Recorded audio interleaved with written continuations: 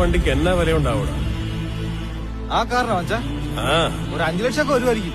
5 ലക്ഷം ആ വണ്ടിക്ക്? ആ അത് ഇച്ചിരി കൂടുതലല്ലേ? അതെ മച്ചാ. പോയി വാങ്ങിച്ചോണ്ടോടാ പോ. മച്ചാ ആ പോയി ആ വണ്ടി മേടിച്ചോണ്ടോടാ. ഇതെന്തു ഈ പറയുന്ന മച്ചാ?